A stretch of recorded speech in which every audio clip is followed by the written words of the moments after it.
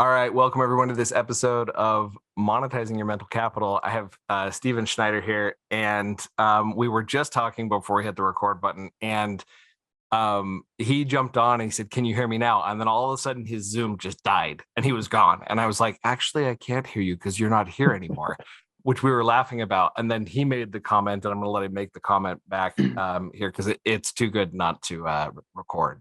Oh yeah, I mean, I instantly thought back to the Verizon guy from early 2000s. The "Can you hear me now? Can you hear me now?" And that's just as soon as I said that, I was like, "Oh, there he is." He's just the marketing rings true. Well, and I think honestly, and maybe Zoom has some sort of, I don't know what, we know that they have an AI, and I wonder how much of the conversations they're actually funneling up to themselves.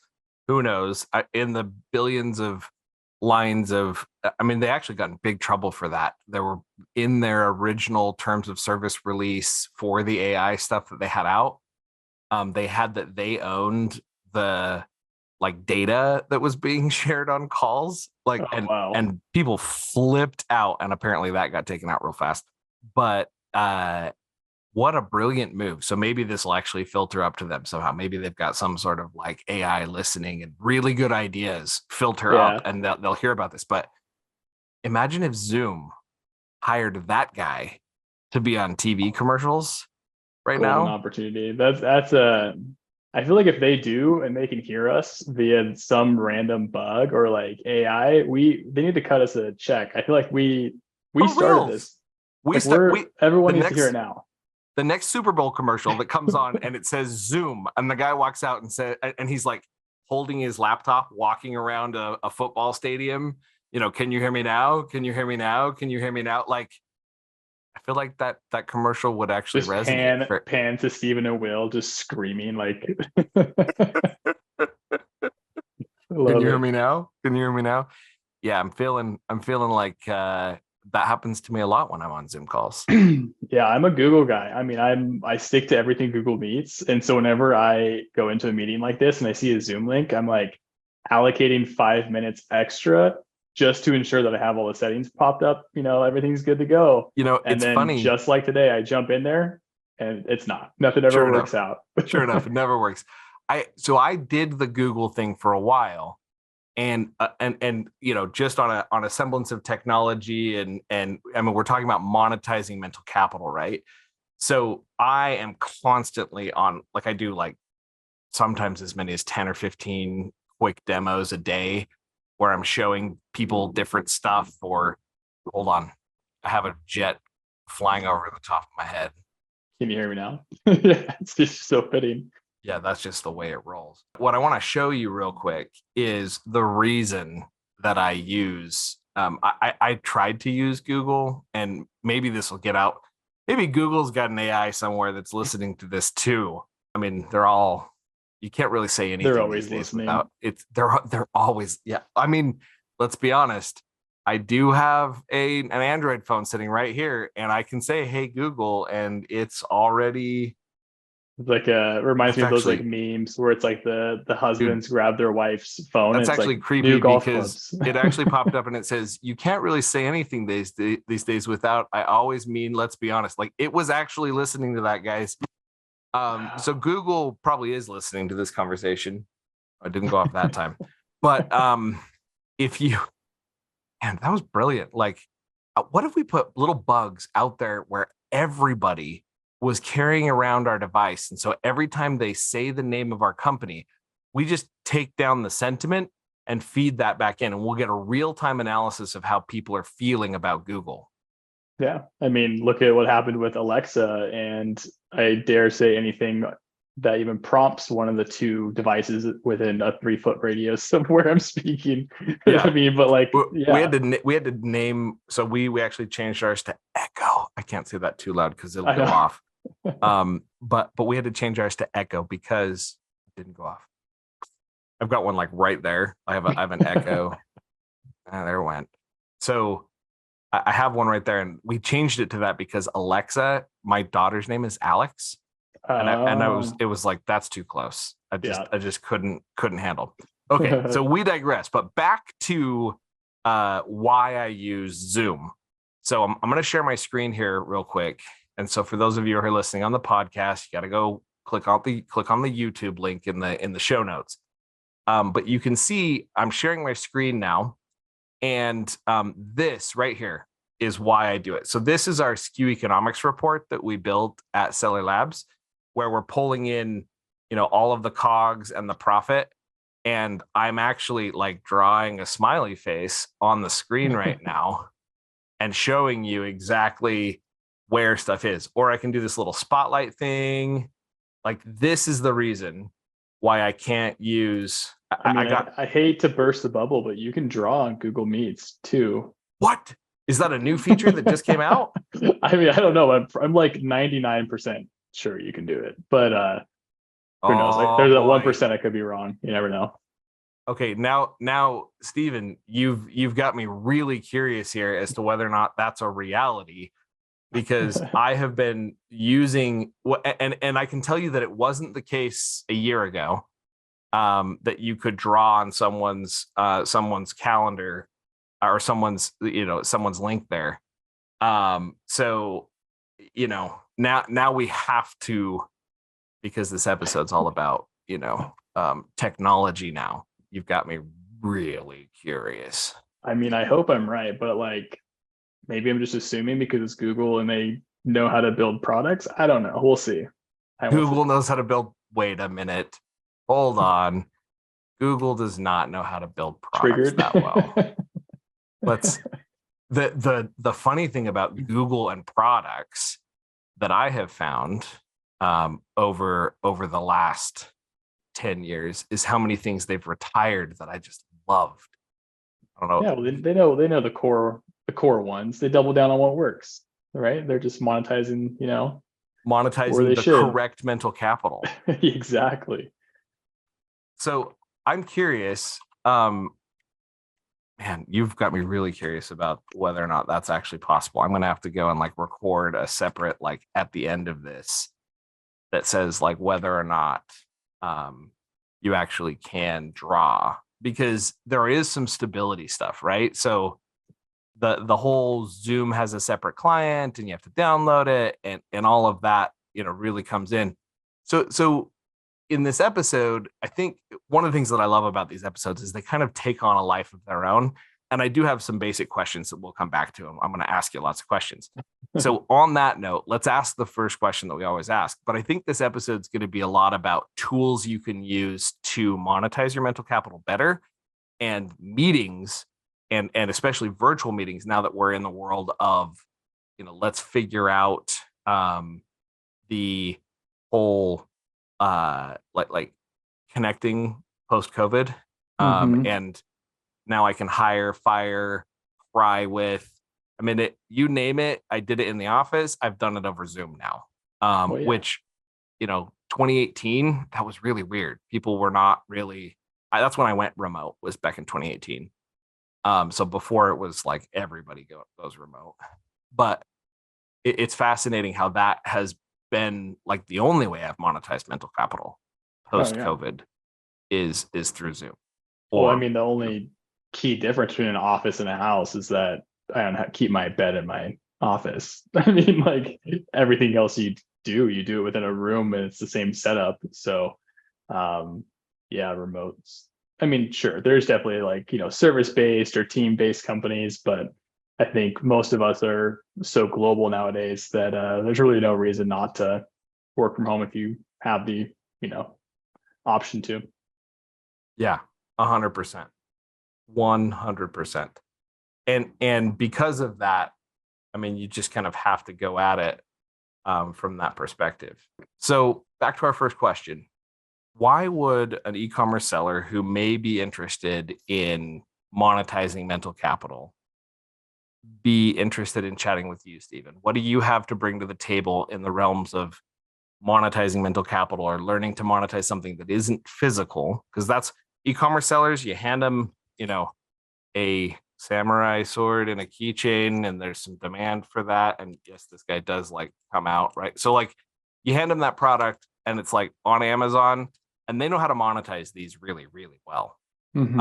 If it's a physical, they know how to source it. They know how to turn it into their own brand, the whole bit. monetizing something that's not physical, something that comes out of here only and turns into a course or a SaaS product or a service-based business, not as good at that. Tell me, Stephen, why would somebody who is interested in going down that road be open to chat, or why would they want to chat with you? I've always felt like I've had this really fortunate knack in life to be able to spot opportunities and act on them. I kind of always am thinking back, and I'll digress and circle back, but it kind of reminds me of the NPR podcast, How I Built This, and people often refer to the $1 million question at the end of their podcast, which is how much do you kind of classify as luck versus hard work, and everyone's answer is always different. But I think that when it comes to monetizing your mental capital, people will often make the argument that, part of it's hard work, part of it's luck. And I think it really just comes down to opportunity identification and trying to almost remove any biases you have in a situation and almost think objectively about the opportunity. People often get tied up in emotional whirlwinds when trying to monetize or create any sort of action around said thing. So I think, just the inherent ability to come at something with zero bias and objective look at it and be able to create a process and system and be, systems oriented through the entire process. So you've got some expertise around creating some systems there. And do you tell me about your background a little bit? When was the first time you can remember monetizing mental capital? And this, generally, it's a lemonade stand story, if I'm being totally honest. Yeah. But I'm curious, what does that look like for you? Yeah, no. So I actually didn't become savvy in that department, or even what I would classify as entrepreneurial, until college. And so my kind of like story is that I was in a class project with a good friend of mine, and he, during like the team slide where you all share one bullet point about yourself, said that he was a business owner. And I was like, what business could you possibly have that I don't know about? And he showed me affiliate marketing, and he was building these niche websites through SEO. And that was how I got introduced to the world of just making money online. And like in that era of college, he was already making like over 10 grand a month doing this. And I'm like, wow, why are you in school? What are you doing? And he's like, oh, it's a fallback. My parents want me to do this, blah, blah, blah. And I had just, my entire mindset around life up to that point was go to school, get the degree, sell your soul to a VC or something, make the check, work toward retirement, the very status quo way. And when I learned that, a friend of mine was already making that much money while going to school on the side, I was like, I was pretty distracted. I'll say that. And quickly just became, as a sponge to everything he did. And through, a bunch of other steps is kind of how I became very entrepreneurial mindseted and just able to be absorbed in all things that come of that. So okay, so let's look at that moment for a second. You're in that moment. You're on that Zoom call. I got chills when we were I still think back to that day, and like remembering that exact moment and like knowing like this is the thing that I am going to like do. This has changed. It's interesting, those pivot points in our lives where everything changes, right? The whole world changes.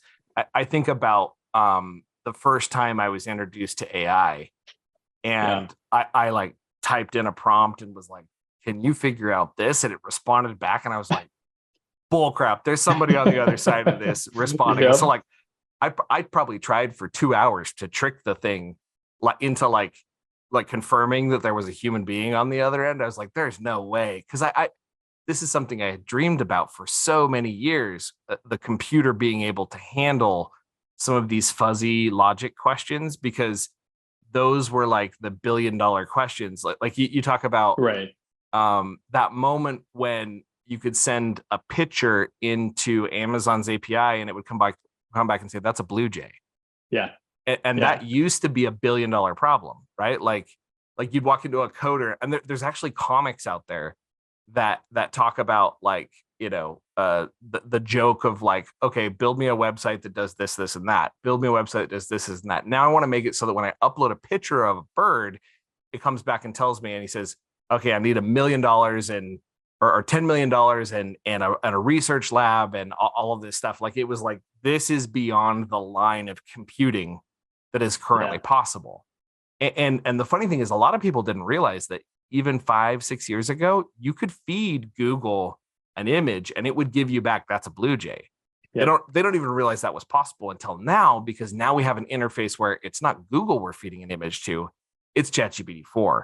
Oh, and by the way, ChatGPT-4 is now open for the public to go mess around with, and you don't even have to sign in anymore. Like there's, it's just sitting there. So for me, that was a paradigm shift moment for me. I love, so when he showed you that, and we're going to talk about AI because we could go down that route for, I mean, that'd be like the whole rest of the episode. But going to this paradigm shift moment, you looked at, he was like, I'm a business owner.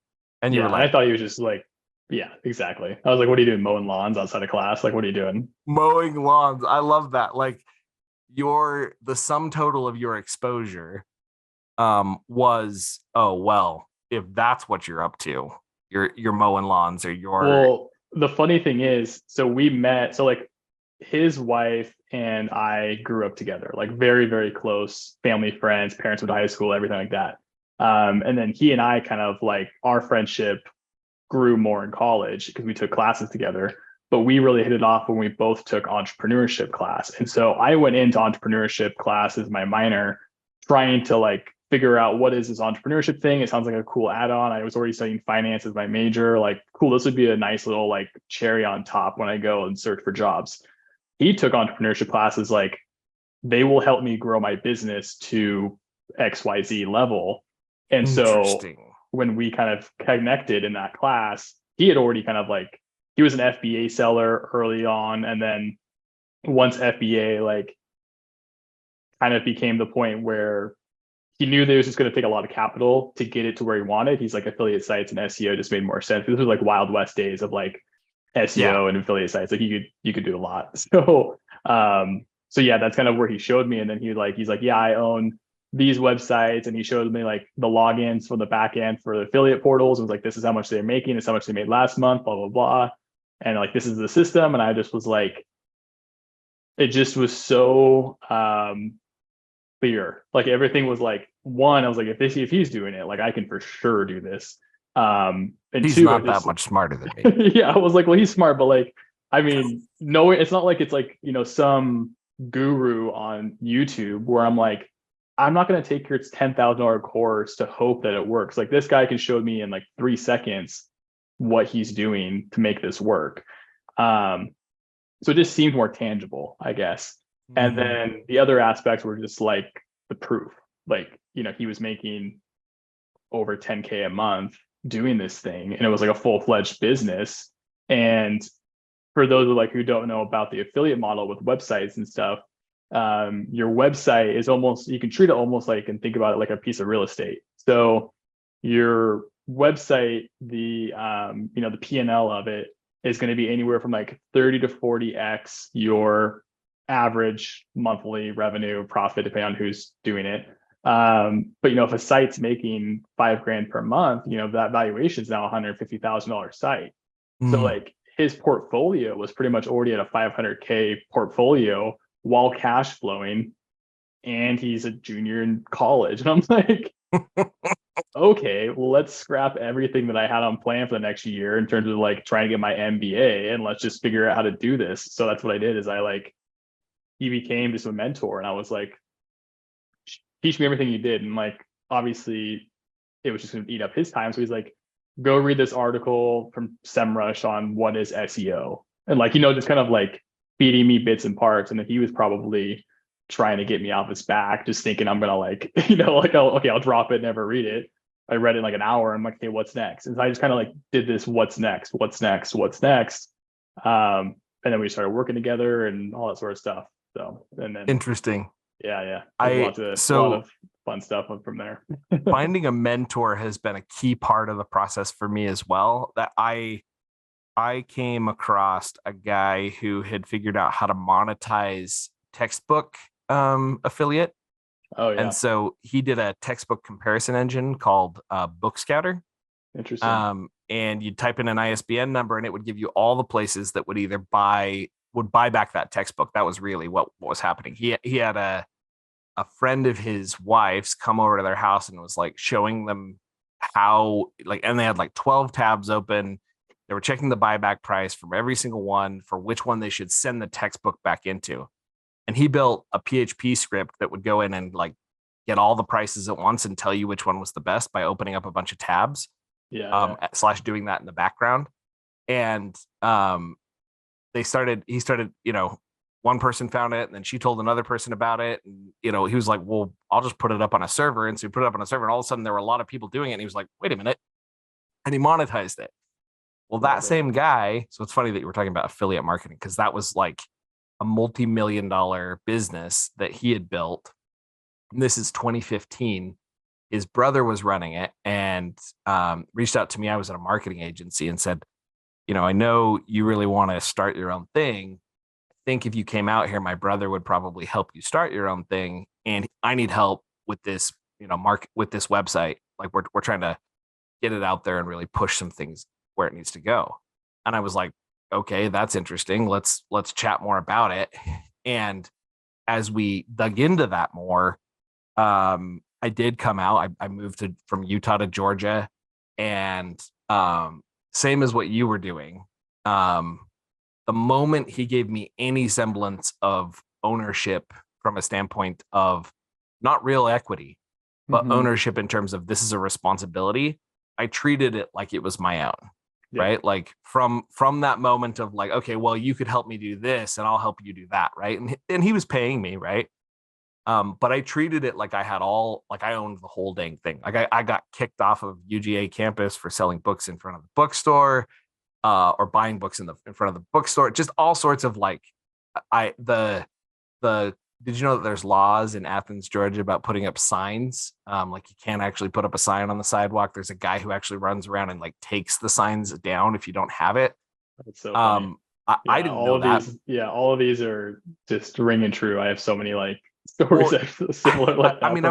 I was trying to buy back books on the corner, right? Because we couldn't go out to the campus. So we set up on the corner and my sign disappeared. And I was like, what the fetch? Somebody stole my sign. And so this time I bike locked the sign to the side of the thing, trying to like show people like, hey, no, don't take my sign. He came and sawed off the corner of my sign and then left a little note that said, come get your sign at the city building. It's been impounded. And I was like, what you the can have fetch? it. It's all yours. So like I go down there and I'm talking to him and I was like, okay, so walk me through, what does the law actually say? And I'm listening because I had got the idea that maybe I could put stickers all over a bike to tell people where because we kept getting kicked out of wherever, like we couldn't sell on the street corner. We had to go back to our offices, which were down the street a little bit. Okay, no big deal, but we want a sign because we just put out a bunch of flyers to tell people where to sell their books back. And so I went and bought a bike at the local thrift store. And I literally put, buy back books moved, all of that kind of stuff. And Old I school guerrilla bike locked marketing it right there. And I asked him, I said, if I did that, because I'm like the guy who's actually policing it, I'm talking to him. I was like, if I did that, would you come and take it? He said, well, if you just left it there all the time, yeah, that's a sign. That's not a bike. I was like, so if I rode it there in the morning and picked it up at night, he's like, well, yeah, at that point, like you're not leaving it there. You can't steal his bike. you're and I was like, done. So every morning when I got to work, I'd drive my car to work and then I'd get on the bike and I'd ride it out to the spot. I'd lock it up. And then every day at the end of work, I'd walk back out, get on the bike and ride it back.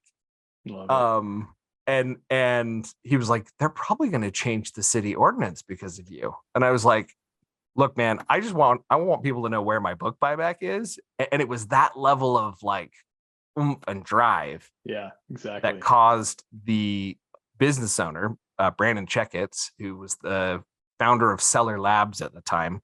I was working on his other business that nobody knew about, Book Scouter. Um, that was what I think convinced him that I was worth partnering with. Yeah, and I mean, that's a very similar story to like with ours. So it got to the point with my friend where I had read all the articles he had sent me, I had done all the courses, etc. And he and I were like looking through his GoDaddy one time. He had like 30 domains of just like things he hadn't used and old ones and blah blah blah. And he was just telling me like how it worked and showing me DNSs and all that sort of stuff. And he's like, "Oh, look at this site." And like it was an affiliate barbecue website. And that was one of his like first websites he had. It was like a expired domain. He picked it up, threw an affiliate article on it, didn't do anything. And it had been like 2 years since he had touched it, but the domain was still live and brewing pretty much from Google. And he's like, here's a login. You can do whatever you want to this site. You can't break it. If you break it, we'll reset it. Like, here's your playground, pretty much. Like, don't worry about it. And so I just used that as my site and treated it like you said, like that was my site. Like that was what I used to write articles on, learn on-page SEO, learn some technical SEO, figure out what linking was, well, how to internal link, like all of the core aspects of content and uploading and publishing articles. And then we just kind of slowly rolled it out to, buying a couple of sites. We merged with his other business partner. And, over a multi-year long period, we had like 40 sites. We were doing 300 to 400 articles per month at scale. So, went to 7 figures. And yeah, it was a pretty fun ride. But like that same idea of getting a playground and treating it like your own and having zero repercussions, a failure is a pretty nice luxury to have. Yeah. And it's hard to spot that in the moment until you realize, you look back and you're like, oh, that was just a really crazy internship in a way, you know? Yeah. I mean, you're talking about this, and I saw that as such a powerful opportunity for me. I actually started trying to figure out how to like later on in life. I was like, man, I need a me. Like I Yeah. need what Brandon Checkett's got in me. I need a me. I need to figure out how to clone myself and bring on another version of me who cares that much about the process. And as a so if you're in e-commerce right now and you're looking to figure out how to get in there, I think this idea of finding a mentor is totally key, right? 100%. Finding somebody who's been out there before, who's done what you want to do. Those guys need help. They Yep. desperately need help. I mean, they're just like you from a standpoint of not having enough time to push into that. So if you're looking to diversify and you're willing to give up 5 hours a week, you're already a business owner. Go find somebody who's built a course, who's built a SaaS product, who's built a whatever, and say, look, I will give you 5 hours of my precious time every week to make your stuff sing if you'll give me an hour a week of mentorship to direct those 5 hours into whatever you're building. Like Yep. that simple swap. Like I'll give you 5 hours and you're going to learn a lot in those 5 hours every week. And they're going to give you an hour of their time to be like mentoring you about what's going on. Like find yourself someone who can dig in and do that. And I think that's a beautiful first step to figuring out how to monetize your mental capital. Yeah. Couldn't agree more. I'm such an advocate for mentorship because I would not be where I am today if it wasn't for that. And I think that's kind of where it comes on. Part of the recognizing opportunities part is, who knows, I could have had, how many, I mean, and that's what the thing too, is that my friend has told me a dozen times, the only reason it worked out, which is probably similar to your case, is that I was friend number 30 that had learned what he did and finally cared enough to see it through to build a website, build 2 websites, build 40 websites, and actually like, I kind of told him and even my new partners now with Trio SEO, like I'm an SEO, like I'm fine with delayed gratification. Like I'm patient. Like I know the long-term game.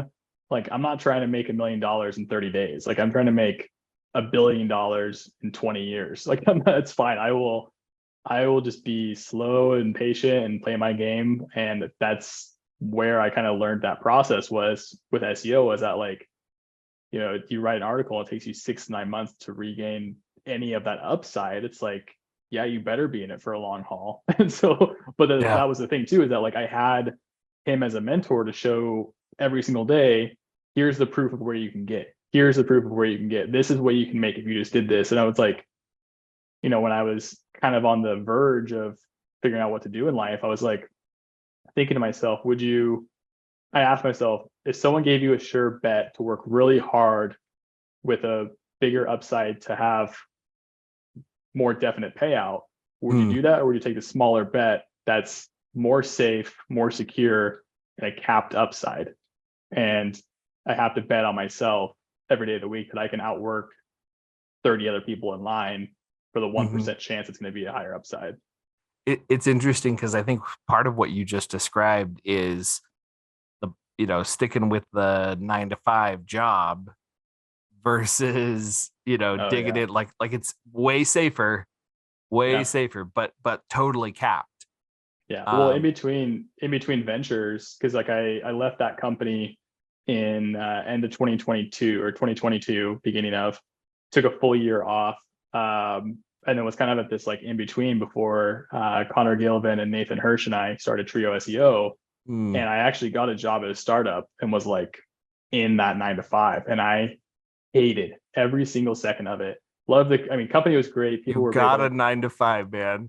yeah, it was just like the identity crisis of a century for myself. Like every day, hated the commute, hated what I was doing. It was just like, I'm trading my time for someone else's dream. And I quit on the spot, no backup plan after 4 months. It was like, I will figure this out before I do another day.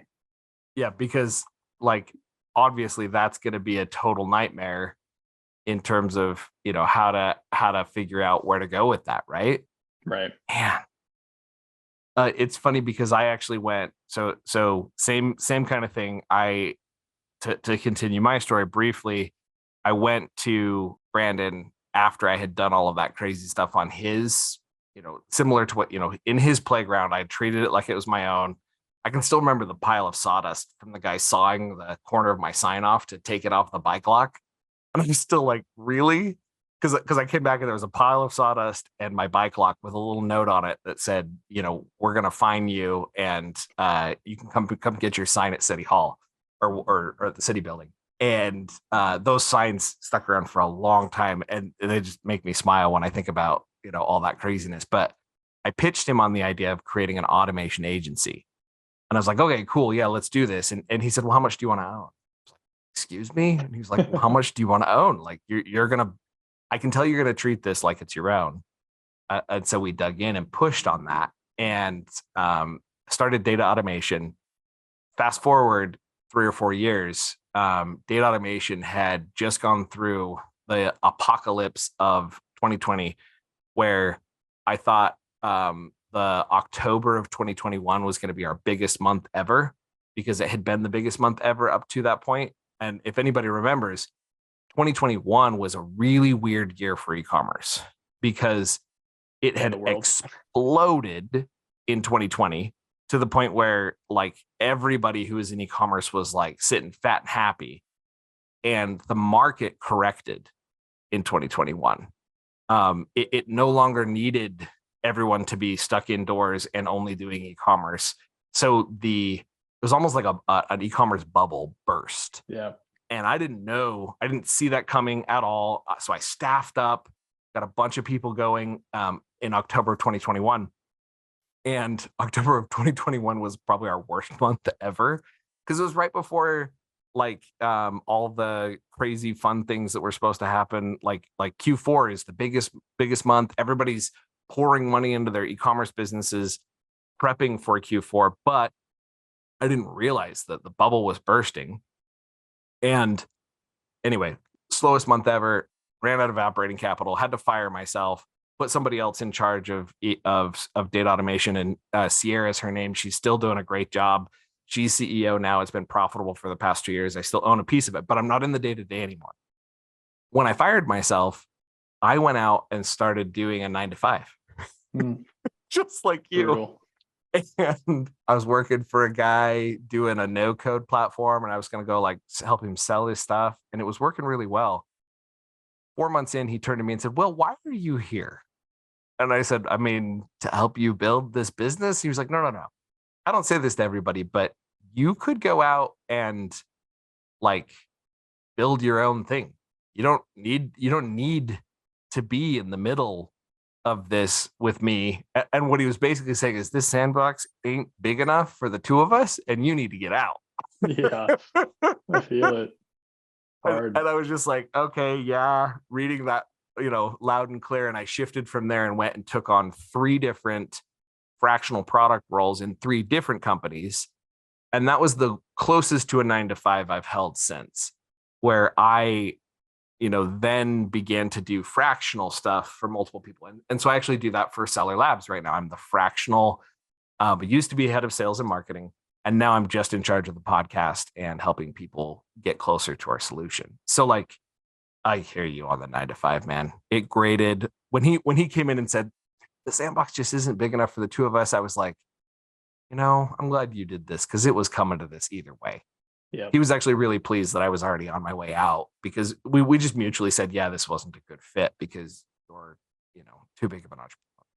Yeah, I feel it. It's just not for everyone. It's crazy. I could never go back. The number of zeros that would have to be at the end of that paycheck. I mean, even then, like, when I was at that startup, like I made really good money. Like I was, in a good spot, and still like I always said I would rather make less money for the smaller chance of having a win in a longer time horizon than just, comfortably getting that consistency and that security. I know. I think I'm also like from a, a point of privilege with that. My wife has a really good job and like we have benefits and like the basic needs of entrepreneurship, which come with insurance and benefits and like all sort of stuff. When that's kind of that box is already checked for our family. So it's like I can be a little bit more risk on. And thankfully I can, because mentally I would not be able to like survive in that 9-to-5. So it is kind of like a just kind of a blessing in disguise, I would say. I love it, man. So you found some mentors, and Nathan and Connor are good dudes, period. New mentors for me. Love it. Yeah. Well, they're good people. They're good people. I actually worked with them quite a bit when they were doing the free up thing. Yep. And I actually found a VA who joined my team back at the end of 2018, and he's still with me. Oh, that's great. Yeah, working on different stuff. Just amazing people. And so I kind of followed their journey. It even was kind of supporting / advising them on automation in the background. Nathan and I have chatted a bunch about all sorts of different stuff. So I try to check in with them every little while. But I'm curious, you found these two, and in finding them, you found new mentors to some degree to lead you or guide you in some of where you're going now. How did you, so like from that aspect of this episode, how do we find mentors? If that's what we're looking to do, how do we go find people who've done this stuff? I wish I knew, because that was, if I could bottle that up and sell it, I wouldn't be in this state. I'll say that, meaning I'd be in a very pretty beach somewhere else. I don't know. I think so. It's kind of a very serendipitous story with how I met them too. So kind of going back to like when I was applying for jobs and thought that I was going to go back to 9-to-5 and doing all that sort of stuff. Wait, so hold on. Let's go back. You had to go back to the 9-to-5 because the thing that you were working on before that, like the affiliate sites, imploded, or what happened? Sort of. So what happened was, I had 2 other partners in that first company, and we got smacked by 3 black swan events within 60 days, which crumbled us. Oh, so I remember these. Yeah. So we'll see if we can remember there. So we had COVID, which obviously economy wise, we had the product review Google update. Yep. And then we had the Amazon commission rate tier cut. I remember all 3 of those because those actually affected BookScouter as well. Yeah. And BookScouter's commissions on Amazon went from like $20K a month or something down to like was it like in half, or how far? half, sometimes more on half. But so luckily we were only like, our portfolio was about like 60-ish% reliant on Amazon, but I mean, still, like, cuts are cuts. So Yeah, 60% of your business overnight is a bad day. yeah. So all three of those happened, and we had already like knew that the affiliate game was not going to be an end game. It was like a cash cow right now opportunity, like figure out how to stack the cards for the next in line opportunity. Yeah. But our time horizon was just shifted forward by like years. So we had to like think fast. And after like a bunch of talks, we were building the key e-commerce sites at that time. And what we were doing is we were building affiliate sites in unison with e-commerce sites, but funneling the traffic from our affiliate sites over to our e-commerce sites. And that was like worked really, really well. But time and scale, like you just have to plan the years for that. So once all the black swan stuff happened, it was kind of like, okay, figure out what to do next. And I just kind of realized it was like a good timing for me too, to be like, let's figure out what's beyond this. I feel like I had kind of like taken everything I had of the opportunity and was like, key, let's see where the next chapter lies. So I took a year off and just dabbled in a bunch of other things. I started explored like Amazon KDP. I tried Etsy, digital products. I mean, I went through like a whole realm of things, just figuring out what worked, Yeah. what didn't. Yeah. Then I was like, okay, year's up. Let's actually like get a job lined up. And so I went to LinkedIn trying to, where else do you find a job? And realized that LinkedIn was now this like social media platform, not a job board. And that's when I discovered Connor's content, because he still is like one of the top SEOs on LinkedIn. And I gravitated toward his content because of SEO. And it was just like a very casual thing. Like started following him, DM'd him, more just like networking. Like I was just like so hungry to get as many networking opportunities as I could, and like personal brand growth, because I knew that that was going to be like the next big thing, going back to like, opportunity identification. But like I met Connor in March, and we just kind of like casually talked here and there for like 6 months, maybe 9 months. And then I met Nate. So it wasn't like we like immediately jumped into things. But like flash forward to like July-ish territory. And Connor and I were texting one day, and I was just like, why don't you guys have an SEO agency? Like this seems like such a natural fit for you. Yeah. Obviously, for their brands and your brands. Like, what's going on here? And he's like, well, like we have it all mapped out. Like, we kind of have this play in our back pocket. We're gonna do it. We just don't have anybody to run it. 100% is basically what he said. That's straight up what he said. He's like, we have it all mapped out. We just don't have an operator. And I was like, well, my background. I know a guy. I was like, well, it's like, a guy with 2 thumbs, right? Pointing to myself. So yeah, I mean, I just told him, I was like, my background, like I'm down to do this. Like I am dying to do something new. And right around that time, I texted him and was like, hey, I quit that job at that startup I worked at. Like, if you guys want to do something, I'm down. And he's like, we're not looking to start anything new, but like, if you have an idea, come to us and like, we'll see if it works. And so I love it. Just kind of like through a natural flow of events. I pitched myself in the agency and was just like, I can run this thing if you guys have like a sales and marketing channel involved. Like I already have the cookie cutter system for my first company.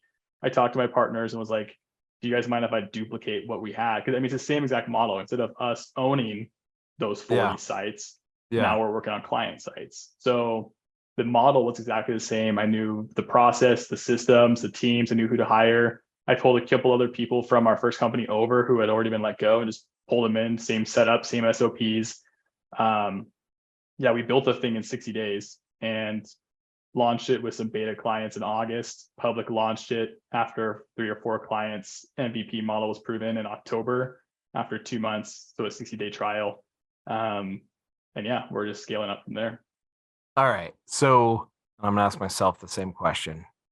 How do I find people? I think the biggest thing, I'll let you think on that while I kind of give you mine, but I think the bigger thing is not who you can leech onto for advice, but who you can look at as a friend who is smarter and more advanced than you. And when I mean smarter and more advanced is like someone who's been there and scaled that, but also someone you jive with. So like with Connor core and Nate values. and I, well, not only core values, but like like when Connor and I jumped on a call for the first time, it felt like I had known him for years. Like he and I are very, and he and I are Nate are like very similar in the jokes we crack, what Oh, we do in I our can. free time. I'm Like, already like I'm already because I haven't spent as much time with Connor, but a yeah, lot of time with Nate. yeah, At different. I had him on several podcasts myself. We actually, when I was doing automation podcasts, like we were basically following the same track. He would go talk about delegation, and I would come around and talk about automation. And so Nate and I know each other pretty well. Yeah, you are definitely fitting in that crowd. I can tell. and so that was kind of why it was just a natural fit. And it's like, it was like I had to remind myself that I hadn't known these guys my entire life. And so being able to step into a new friendship that was so comfortable, and then also get this like added cherry on top that these guys have already had this crazy amount of success. And like that's when I told Connor and Nate when we first met, was like we were going through all of the, logistics and housekeeping items of starting Trio SEO. And they're like, what do you get out of this? What is your, I mean, obviously aside from like partnership and financial aspects, like Yeah, what are you in this for? And I was like, money is a byproduct of the success that we will generate. I was like, I care more about the mentorship and the value that I can kind bring to of the get table. out of you. Well, not only bring to the table, but like, what value can you give me, and what will I'll be asking you random questions. Like, I'm going to ask you about stuff unrelated to work. Like, I'm looking for a friend who can help me move the needle in life aside from the business we're going to grow. The business is going to be just a baby of ours that we're going to see through until it's graduated and we move on.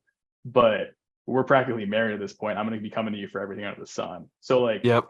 the mentorship aspect is more of a friend aspect that Mm-hmm. we can all lean on each other on, and like we're going to laugh, we're going to have a lot of fun. And like if it was a stickler, it probably wouldn't have worked out. Like, if I was a suit and tie guy and they couldn't be friendly and be themselves, two-way street. So No, suit and tie guy does not mesh. That's not who either one of them are. right. Stephen, this has been fantastic. So just rapid fire with me. Yeah, yeah. You went to LinkedIn, you hunted down people who talked like you, thought like you, you No. you just went to them with I genuine. just was posting content. Like I was my main so when I started LinkedIn, I saw the amount of organic growth at the time. And I just said, I'm gonna give myself a 3-year runway with LinkedIn. Like I gave myself a 3-year time frame from last year to just see what could be produced in terms of a personal brand. And along the way, whoever I met was kind of an extra win. So I just Okay. started networking a ton. But yeah, that's the so that. And then yeah, carry on. So I love that. So you decided to go post there. You ended up following other people. You saw someone who resonated. The more that resonated, you continued to push in and ended up, finding good friends who you Yeah. then dove in as mentors. Yeah. And I think just knowing, like, obviously seeing the success they had with Free Up, seeing that they were not a one and done entrepreneurship duo. Like they have econ balance, counts balance, outsource school, like Trio now. They have a knack for the game, and that I do too. And so being able to know that there's more than just like, hey, we exited Free Up and that's the end of it. Like, let's start Trio and you're going to run down the side and we're going to sit back and let you do your thing. It's like they want to be involved in it just as much as I do, which I really valued as well. And so having mentors that you can collaborate with and create something together is way more valuable at the end of the day than just having someone who you're like, I'm doing this by myself and these guys are kind of just, on the side giving me advice here and there. It's like, no, we talk all day, every day on Slack. We're working together. We're meeting together. We do in-person meetups. Like they're invested in this just as much as I am. Beautiful. So if I'm hunting, LinkedIn would be a place to go look. Go find people who you resonate with. I think another place that I would tell people to go look is go to conferences. Yeah, I just took my Listen first one. I loved it. Same thing. listen to all the speakers. And I'll throw this one out there. There's a South by Southwest talk from Tim Ferriss where he talks about how to go and make real human connection. Definitely recommend listening to that talk. The thing he says is go find the busy guy but don't go up there and try to pitch him.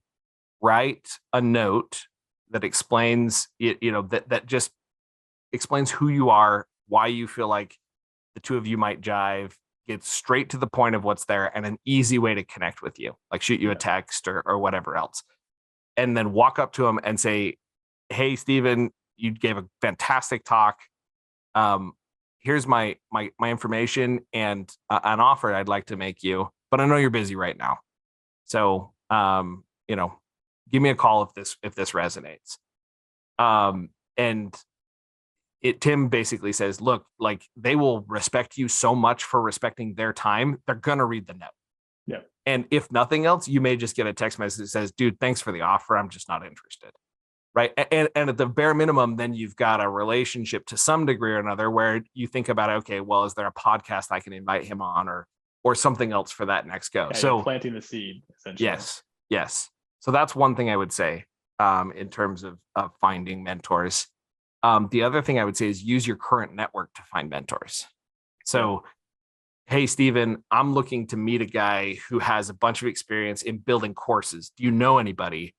And right now, just asking that, you probably had 2 or 3 people pop into your head. Yeah. I'm not looking to build courses, but had I been, you might have been able to introduce me to a couple there. So I think that's the other side of it is get on calls with your current network and ask them who they know who's been successful in those categories and look for it. Yeah.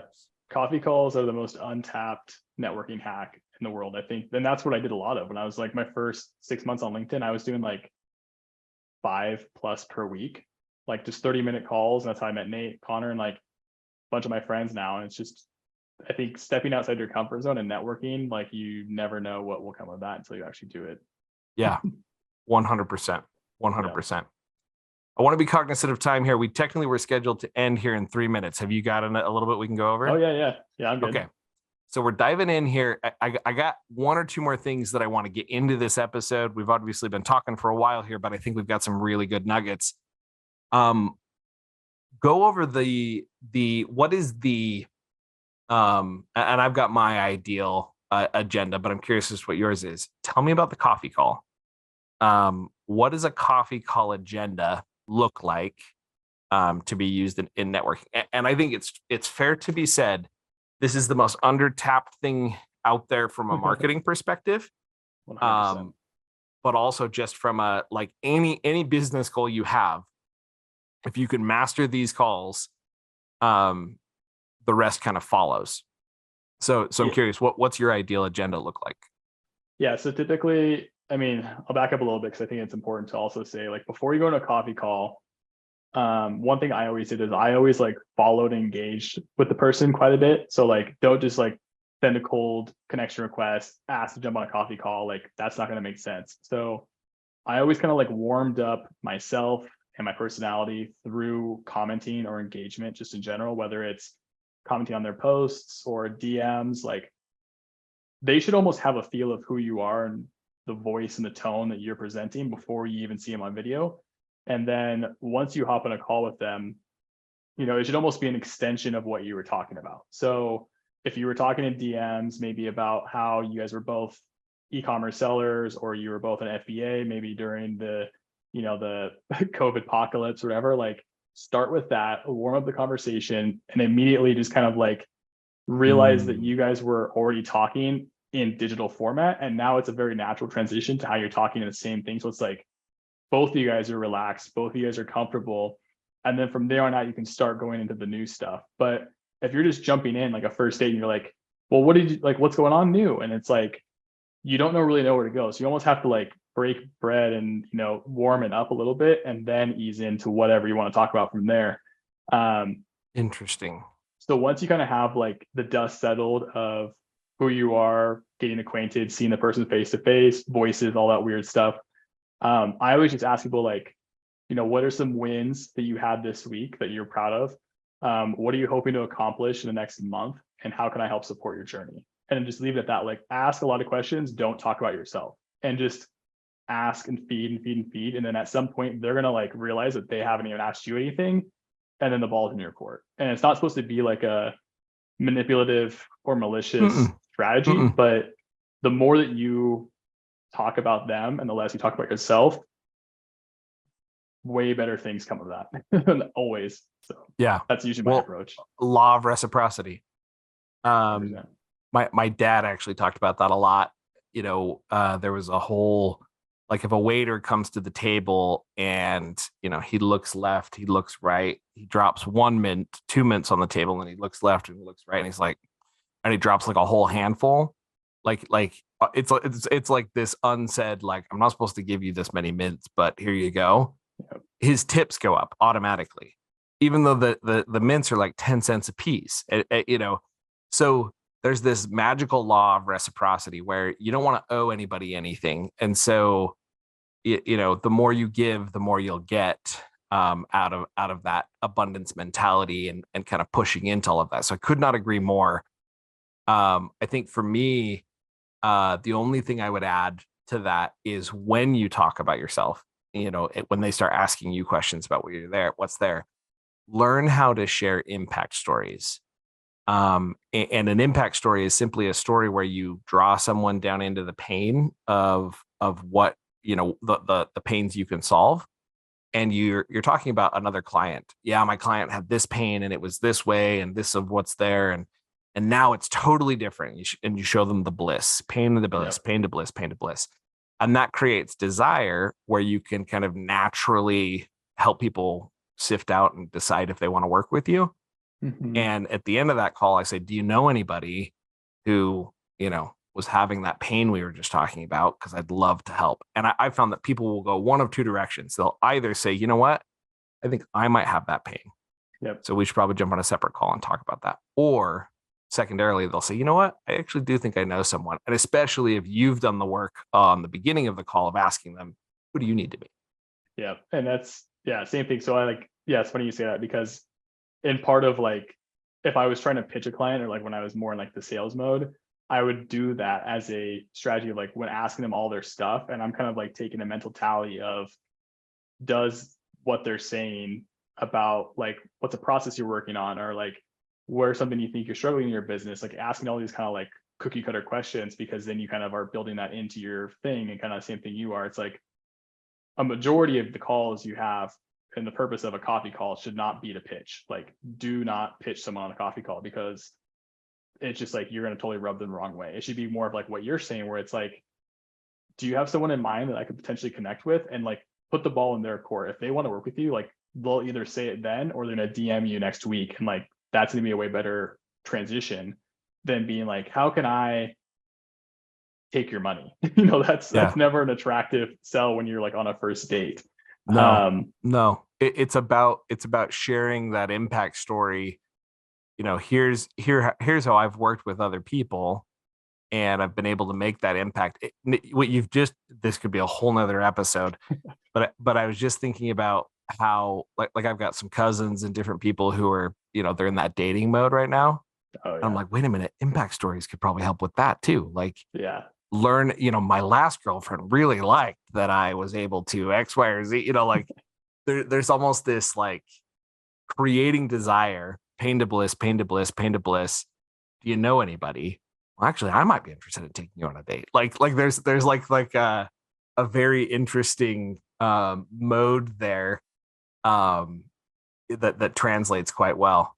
I love it. So if you haven't taken anything away from this episode, I would say that the thing you should take away is get on the phone with your network, do the coffee call, ask who they need to meet.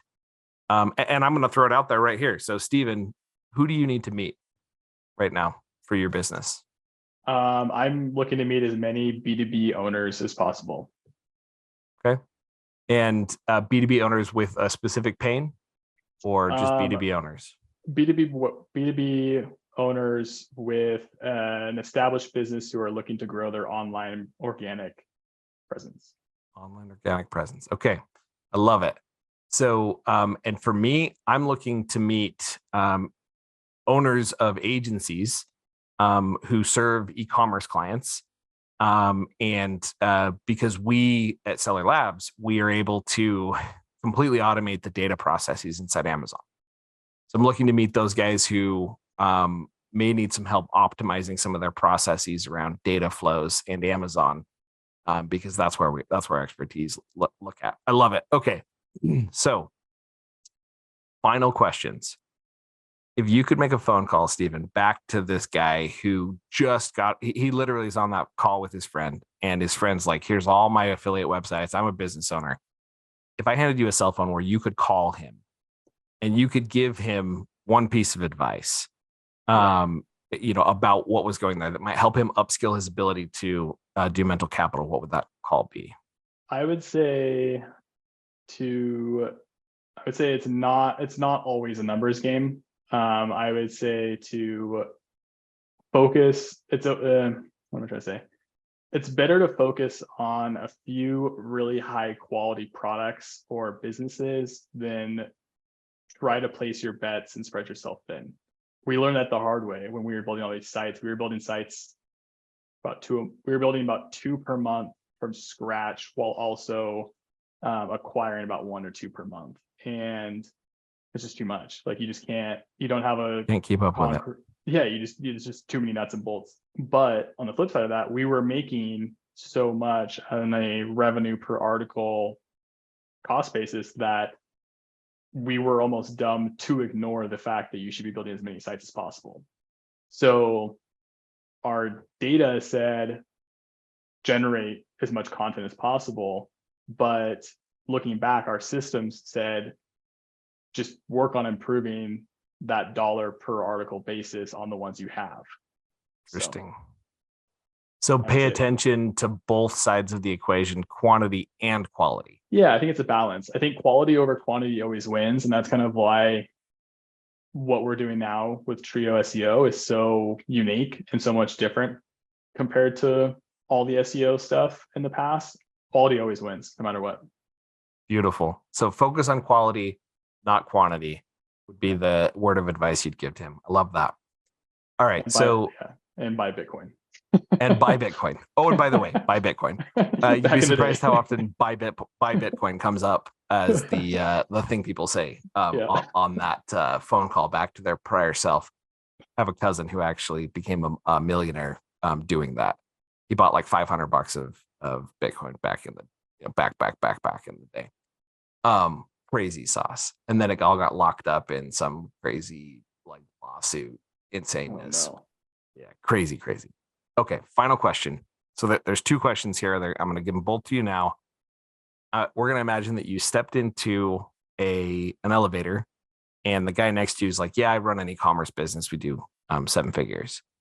You got 60 seconds to tell him about what you do at Trio SEO, and then at the end of that 60 seconds, I'm going to ask you any tips, tricks, hacks, or books you've come across in the last year that have helped you upscale your mental capital. Okay. All right. You've got 60 seconds starting now. Okay, so I want you to think about your website as a house, and you're throwing a party and you want as many guests to come to your house party. So as an e-commerce seller, you know that keywords are obviously important to your website success, but without content, you don't have keywords. And so if you want as many doors and windows and access points for your guests to come to this party and find your products, you have to consider the amount of upside that comes with creating content for your website, either in the form of blogs, informational guides, versus articles, comparison articles, brand studies, everything under the sun. And so at the end of the day, if you want as many guests to come to your house party, content is the gateway to that. I like it. All right. So that's about your minute there. So Stephen, tell me now, tips, tricks, hacks, or books you've come across in the last year that have helped you upscale your ability to monetize your mental capital. I'd say knowing when to double down and knowing when to walk away from something takes a lot of skill and practice, but not every single thing you do is worth trudging through the trenches to see it through. If you collect enough data and information in the early, say, 60, 90 days, let's say it's not a win, whether it's an MVP or feedback or whatever it is, pivot or kill it. Because if you spend all your time trying to see it through you're now encountering an opportunity cost that could be spent on something else. So what hack have you given yourself? I think it's The freedom to fail.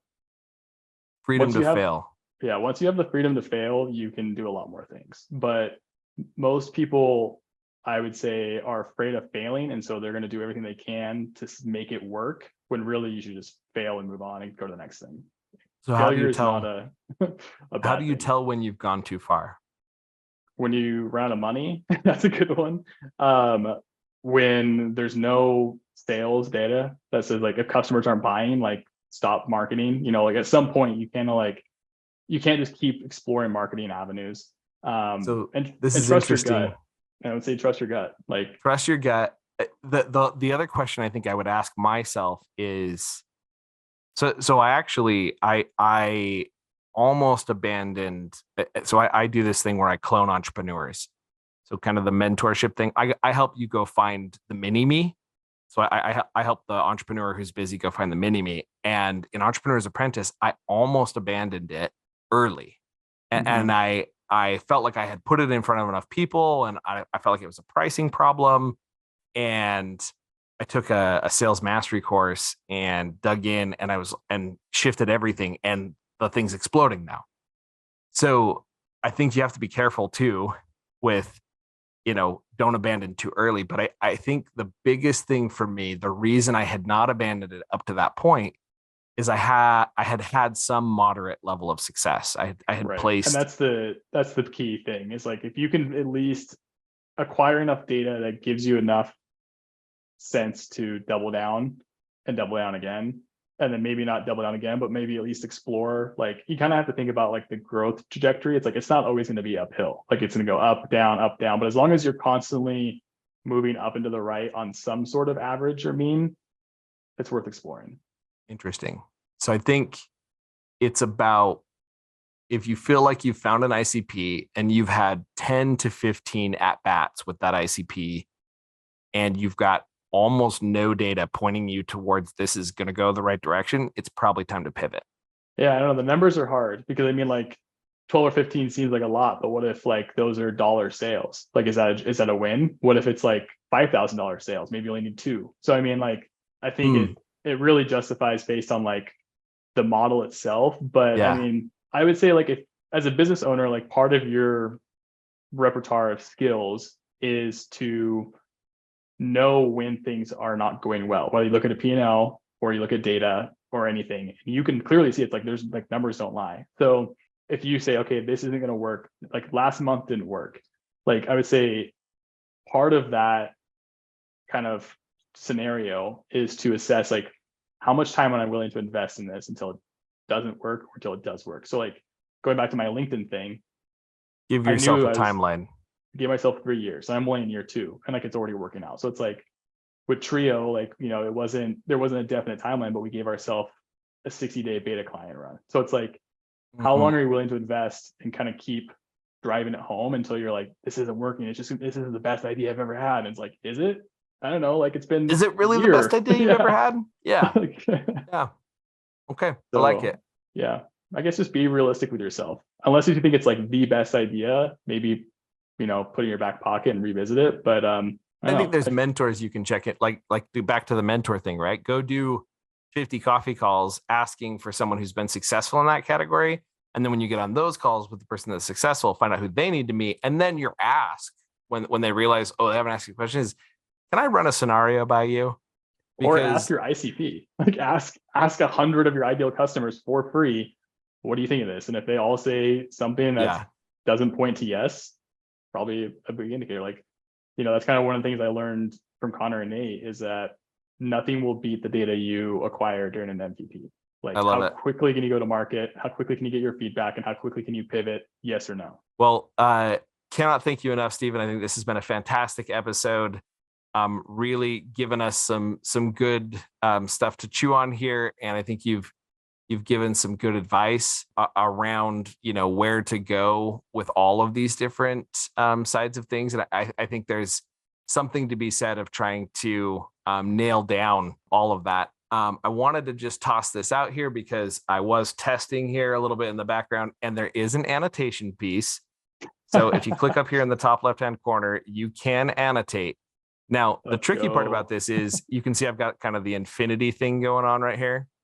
The infinite scrolling window. You can only annotate on the spot where you're sharing. So if you're sharing your screen to the left and you've got this on the right, you can annotate there. It's a little bit different than what's possible inside Zoom, but very, very careful, very, very curious. The other one is I wonder if I can remote control, because on Zoom I can remote control. Like if you share your screen, I can request remote control. That seems to be the only differentiator at this point that I found. I don't think you can, but if you figure it out, email me. I will email you. Stephen, it's been a pleasure. And that's it for our episode of Monetizing Your Mental Capital. Thanks, Will. Really appreciate it.